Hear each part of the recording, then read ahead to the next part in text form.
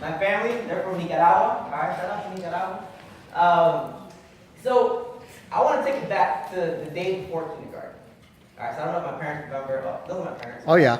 We remember. They remember? All right, they remember. Yeah, I know how funny parents are. They come from everywhere. I know. On Monday, they came to me. So the night before kindergarten, I didn't know any English. I couldn't speak any English. I grew up in a household where everyone just spoke Spanish. So I was like, you know what? I'm like 5 years old, 4 years old. I'm like, I gotta figure out this English thing before tomorrow morning. All right, so let me go ahead and learn it like overnight. Like, how hard can English be, right? So I remember asking my dad, I'm like, ¿cómo se dice pantalones en inglés? And my dad told me, pantalones. I said, okay, pantalones, okay. So I've always loved to wear hats. I love wearing hats. So I had to ask my dad, like, ¿y cómo se dice gorra en inglés? He told me, gorra. He said, mira, para hablar inglés, tomas la palabra en español y le das un acento americano. I was like, okay, cool. Like, I can do that. Right, so the next day I go to school. Right, y'all seen Coco? Movie Coco? Yeah. Alright, so I had a homegirl tell me recently that I looked like Miguel when I was a little kid. So imagine a little Gerson, a little skinny kid, so that was me, right? Going on my first day of kindergarten. And I get there, and so I try to use the English that I had learned the night before. So I come up, to my new friends. I'm like, ¿Cómo están? Do you like my pantalones? And they were looking at me like I was a little crazy. So I was like, well, let me use my other English word that I learned last night, Gora. So I come over to somebody else, and I'm like, hey, te gusta like mi Gora? And they're like, what are you saying? So a little bit later on, a couple of hours later, where do they take all the kids who can't speak English when they go to school? What's that? ESOL. Y'all already know? So they took me there. I was separated from my classroom. And they taught me a bunch of words that day. A bunch of words like ABCs, some numbers here and there. And towards the end of the day, I went back to my homeroom. And there was a little girl that I started liking, right? And I didn't really grow up around white people. So I met this little girl. She was white. Her name was Just a Kid. And I had never seen freckles before. I didn't know what these dots on her face were. And I was like, well, that's really cool. That's really cool. So I went to talk to her, and somehow I communicated with her.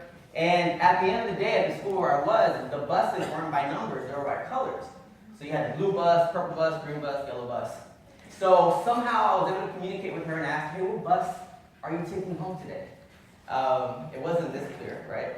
And she's like, the purple bus. She's like, what bus are you taking home? I didn't remember what bus I took to school. So clearly I'm taking the purple bus back to school. So, this is all true story, I promise. So I get on the bus and I start talking to Jessica, the little things I knew how to say. And I remember that she got off at an early stop. And then more and more kids started to get off. So remember what I looked like. I looked like a little Miguel. At the end of Coco when he starts crying, Mama Coco, when he starts crying, that was me. So I started crying. Because I didn't recognize anything outside. I didn't know where I was. The boogers are coming out. Tears everywhere. And I go up to the bus driver, and she didn't speak any Spanish. So I tried to use all the words in English that I had learned that day. And my message to her, what I thought I was saying was, where's my mom? I miss my mom. I need my mom. Give me to my mom. Right? So I tell her all the English words that I learned that day. A, B, C, D, F, G, 1, 2, 3, 4, 5, 6. Blue, green, yellow, apple, goat, mango. And to me, that meant, get me my mom. But she didn't understand what I was saying. And just tears everywhere. And I promise you, out of nowhere, I see my mom walking outside. And I run down the steps of the bus, and I'm like, Mom, and the bus driver's freaking out, right? And sure enough, my mom takes me out. So the reason I tell you this is because in that moment, I was separated from my family. I couldn't speak the language of the dominant culture. I thought I had learned some words that day, but I just couldn't make it. I was separated from my family, from my mom, from my dad. And family separation isn't a new thing in the United States. Family separation is as American as apple pie. When European colonizers arrived on these lands, They separated natives from their families and children. When they abducted African people and brought them here, they were separated from their families and children and turned into slaves. Currently, we're seeing police brutality, right? People are being shot down, black men, women, children. Tamir Rice was 12 years old when he was killed, murdered by police. That's a type of family separation. Mass shootings are happening all over the country. So I live in Miami. Parkland, y'all know about Parkland? That's only about 25 minutes from where I live. My professor's son goes to Parkland. His best friend was murdered on that tragic day. That son was separated from his family. And right now, kids who look like you, who look like me, are being thrown into cages. And they've been separated from their family. So as I was trying to think about how to motivate, how can I begin to do this in the midst of all this chaos, of these horrible things happening? So I think to not talk about what's happening right now would be a disservice to y'all. And that would make me a liar, and that I am not. So I think it's extremely important that we begin by addressing that. But I also think it's extremely important for me to kind of give you some tips, some things that I try to tell myself on a consistent basis, which I hope can help you, and some things I wish I would have known prior to coming to college and as I was transitioning out of high school. So number one, you can't do this thing by yourself. You can't graduate from high school by yourself. Right? You couldn't have came to this camp by yourself. You're not going to make it to college by yourself. You're not going to graduate from college by yourself. One of my favorite philosophers, public intellectuals, his name is Dr. Cornel West. He was the first African American to graduate from Princeton with a PhD. The first. And in a lot of his lectures and a lot of his books, he always says one thing that kind of just stuck with me. He said, I am who I am because someone loved me. Mm-hmm. I am who I am because someone at some point in my life cared about me, sacrificed for me. You are who you are, right? Y'all agree? Because someone at some point took time out of their day to ask you how you doing, what's going on. Someone took time out of their day to do that. So I think it's extremely important that we remind ourselves of that. Because just how there is someone out there who loves you and cares about you, there's always someone out there, there's also someone out there who won't love you. I am who I am also because someone didn't love me at some point. Right? The famous philosopher Plies, you know Plies, right? You don't know Plies? The rapper, no? Yeah. Okay, come on. Ran off on the plug twice, right? Okay. He always said that if you ain't got haters, you ain't popular. He said.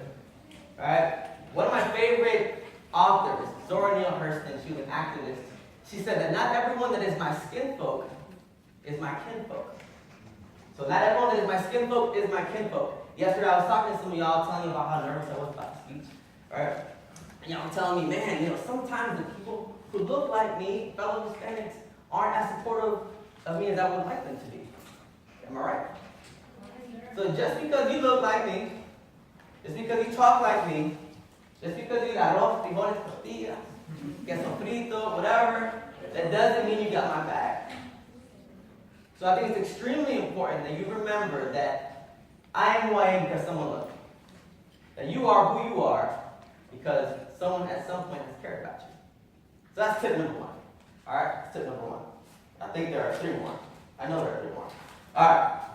Tip number two, and this pertains to education. How many of y'all are first generation? So you're probably the first one going to graduate from high school, first to go on to college.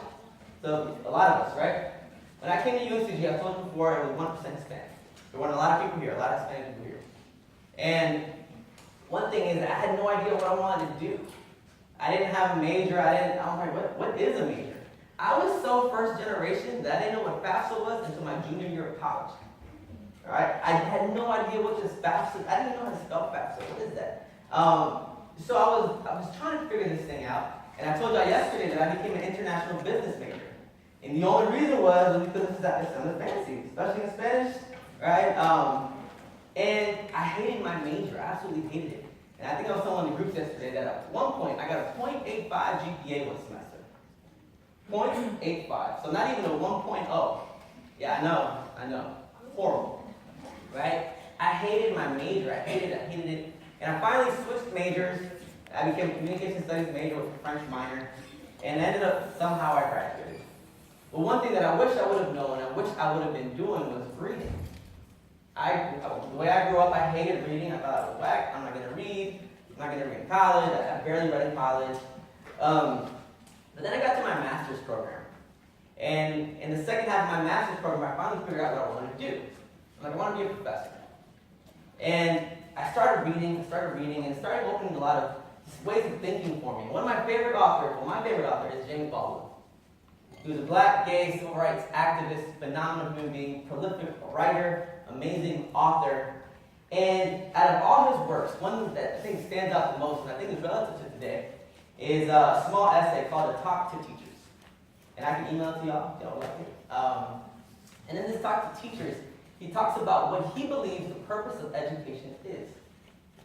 And to him, the purpose of education was to create an ability in people to look at the world for themselves, to make their own decisions, to decide if something was black, if something was white, to ask questions such as, is there a God in heaven or not? To ask questions of the universe and to be able to live with these questions and decisions. There is an American historian and public intellectual, his name was Richard Hofstadter. He wrote a book where he said that America loves and praises intelligence, but hates intellect. America loves intelligence, but hates intellect.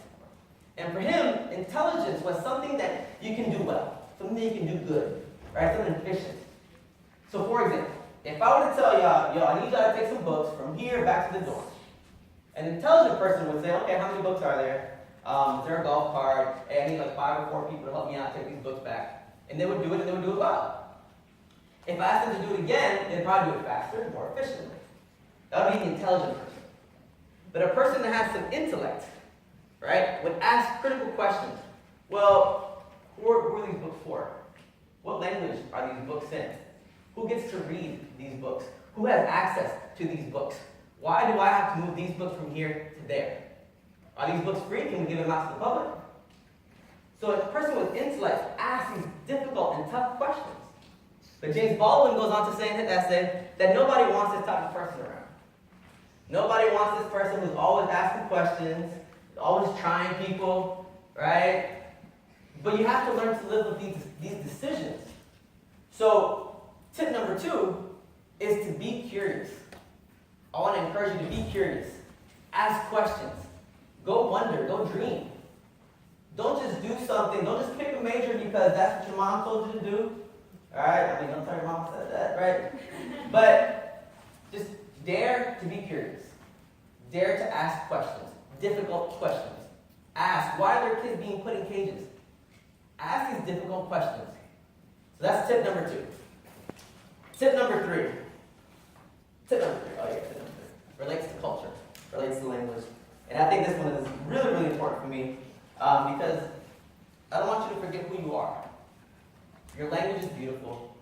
Your languages are beautiful. Your cultures are beautiful. Your foods are delicious. Come on, shout out to Hispanic food, right? Come on. So it's crazy. I've been telling y'all that I didn't know how to pronounce my name. So when I was born, my parents named me Gerson, Sanchez, and that's my name. My parents pronounced it Gerson. The name is spelled Gerson in the Spanish Bible. It's a biblical name. It is Moses' first son. Y'all seen the Prince of Egypt? Prince of Egypt? It's on Netflix? Yeah, okay, that's Moses. Alright, so Gerson was Moses' first son. You want to go look it up? Book of Exodus, chapter 18, verse 2. And it means, extranjero soy en tierra extraña. I am a stranger in a strange land. It's a very fitting name because we do live in a strange land, strange times, and I very much feel like a stranger oftentimes. And when I was going to school, I remember my dad telling me, you have to pronounce your name Gerson. And I'm like, what is it Gerson? Yeah, that's how Americans say it. And isn't it interesting that when we say American, we mean white? Right? Oh, es un americano. Oh, so that means they're white.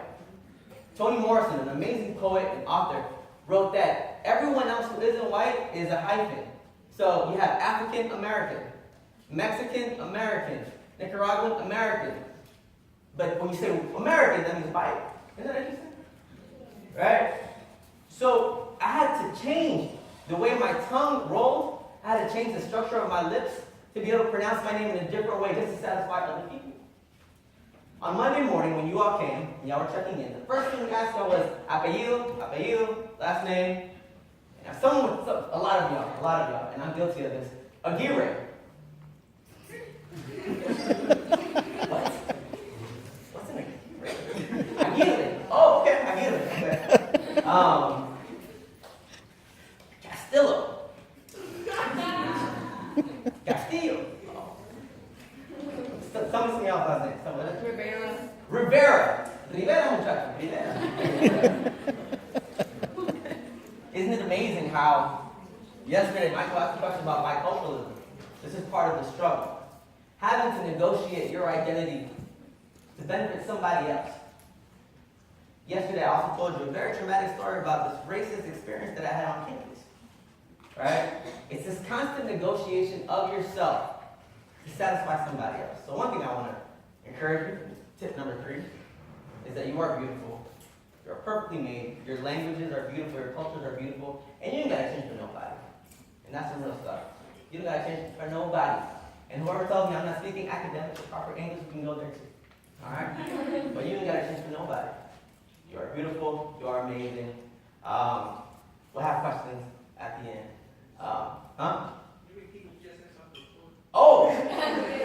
I'm saying that your languages are beautiful, your cultures are beautiful, and no matter what anybody tells you, you don't gotta change for nobody. So when someone asks you how to pronounce your name, Paola? Nah, bro, my name is Paola, okay? Like, I'm gonna let you know right now, my name is Paola. You don't have to change the way your language is spoken for anybody. Alright, so I really want to encourage you to remember who you are, never forget who you are. Someone asked me yesterday, yo, why did you come back to UNCG? I graduated 7 years ago. I started college in 2006. So I've been away from UNCG for 7 years. I live in Miami. I came back because this is one of the most beautiful things I've ever seen. Where this whole pool of faces, y'all look like me. I am you. I come from you. And then you are me in the same way. This is so, I can't even begin to describe how amazing this is. We share so much. So I really want to encourage you to not change for anybody else. And I think the last tip that I would give you is to get angry. To get angry. Be mad. And to think, like, what are you angry about? What makes you mad? The philosopher Plato said that an unexamined life is not worth living. Let me repeat that. An unexamined life is not worth living. The Irish poet William B. Yeats said that it takes more courage to search the dark corners of your soul than it does for a soldier to fight on the battlefield. So that it takes more courage to search and examine and reflect on the dark corners of your soul than it does for a soldier to fight on the battlefield. In other words, reflecting and taking accountability for some stuff that you did that wasn't so right is difficult to do. Malcolm X, one of my favorite role models, he said that an examined life is a painful life. So it hurts. It hurts to reflect. It hurts to think about these things. My family's from Nicaragua, like I said earlier. And right now, it is under attack. There's violence. People are being murdered. Children are being murdered. And every time I think about that, it is extremely painful. To think that some of us can't go to school. There are barriers. There are borders. Not all borders come in walls. Walls can manifest in different ways. A wall can be, hey, you're an illegal. Well, excuse me. Illegal to me is a verb. The action can be illegal, but that action requires a context. Why did I come here in the first place? A human being cannot be illegal. You cannot be illegal. You can't put a price on me. A human being cannot be illegal. So I want to encourage you to get angry. Get mad about something. No one ever changed anything because they were just happy about it. Things change when you get angry. And you have been afforded an amazing opportunity to come to this university, even if it's just for a week. There's amazing opportunities after this. I want you to get angry that there are kids that look like you and aren't put in cages. Get angry that people can't love who they want to love in this country. They can't marry who they want to marry in certain places. Get mad about that. Get angry about these things. So, those are my 4 tips. Number 1, I am who I am because someone loved me. You are who you are because someone loved you. Number 2, go be curious. Ask difficult questions. Even if they tell you, nah, bro, don't be saying that stuff. No, I have some questions for you. Number three, love yourself. Love your culture. Be proud of who you are. Don't change for nobody. Alright, and if anyone tells you something, they'll be like, Gerson said. Alright, you can follow him on both Wednesdays. Gerson said, I don't have to change for nobody. You don't have to change for anybody. Number four is get angry about something. Get angry about something. Get mad. So again, y'all are beautiful. Thank you so much for letting me talk to y'all today. So,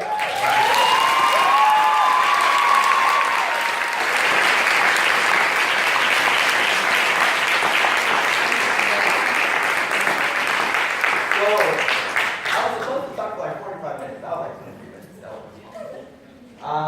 So I guess any questions?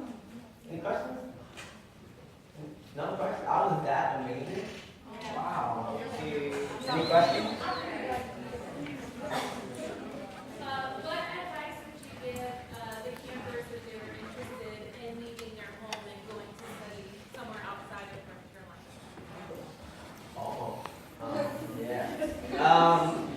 Yeah, you know what? Not everyone has the resources to do that. Not everyone just has money to be able to pay for this thing.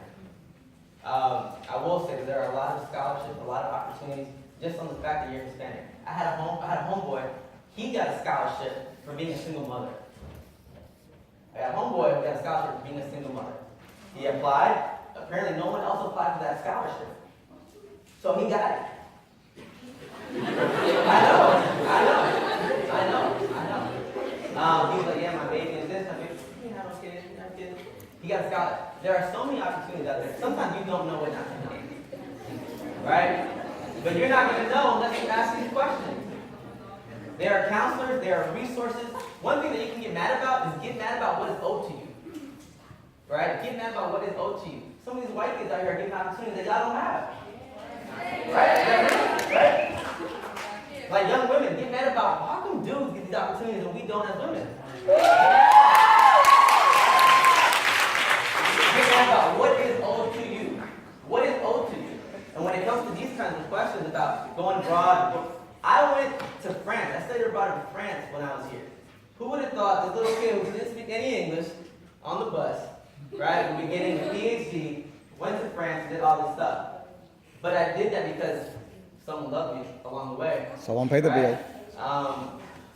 And because you gotta ask these questions. So when it comes to going abroad, I know, and I also get the culture.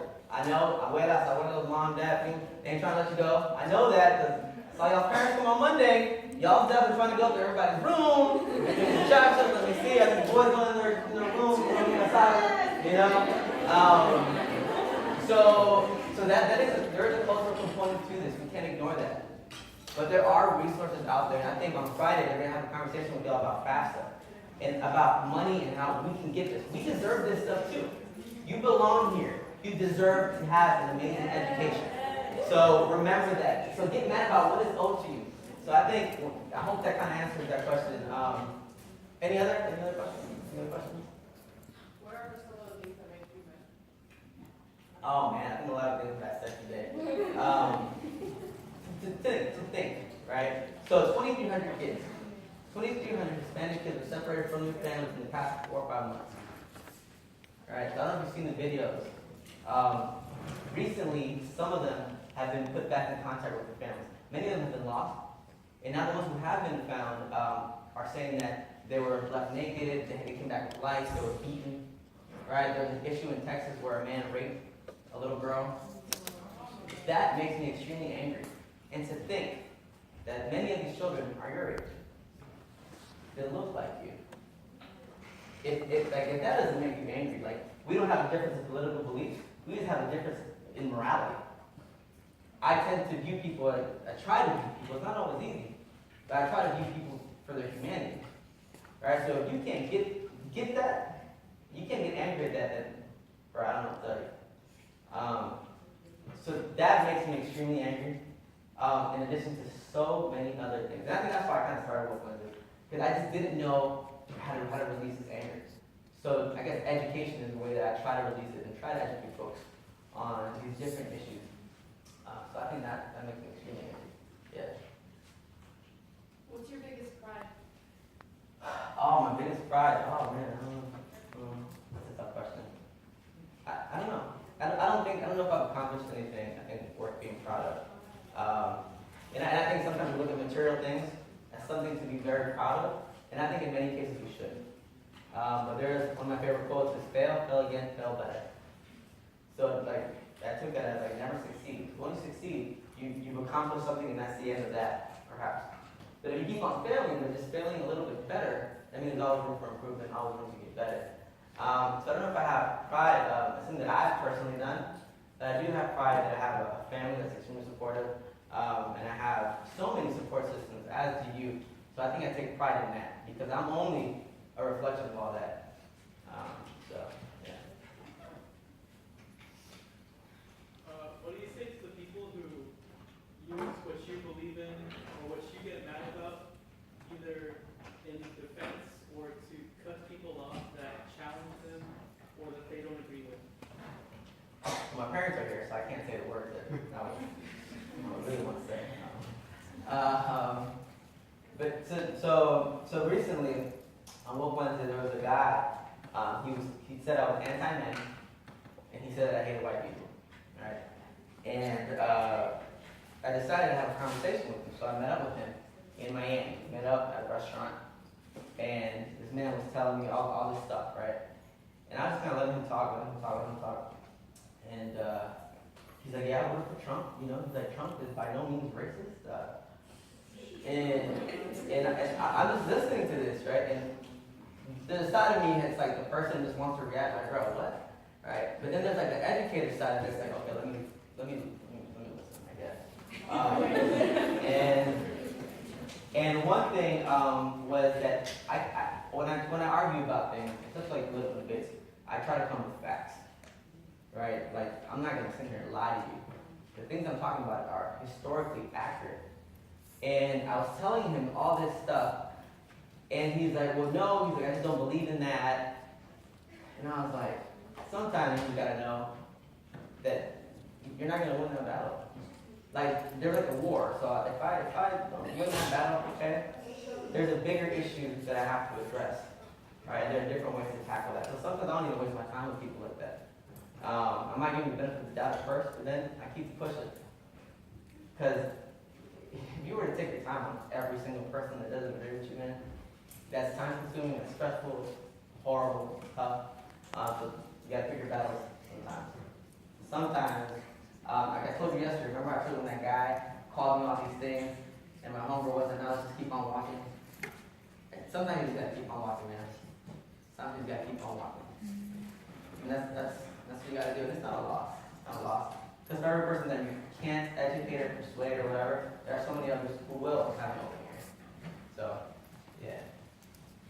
So, like, I guess it's like two questions connected, like they follow up on each other.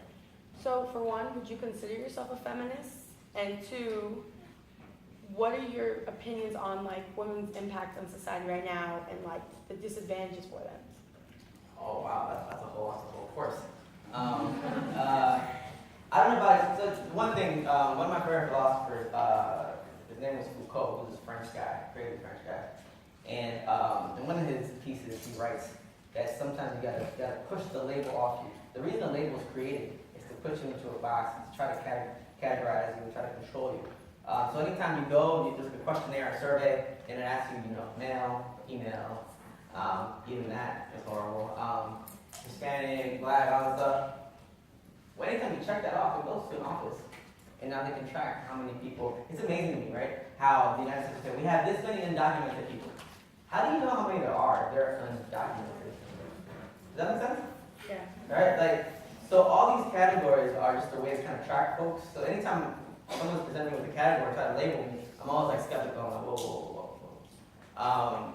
Because sometimes I might fall short of what that category might represent. So as a guy, I haven't always been like anti-patriarchy, and that just means that we live in a world that's made to benefit men.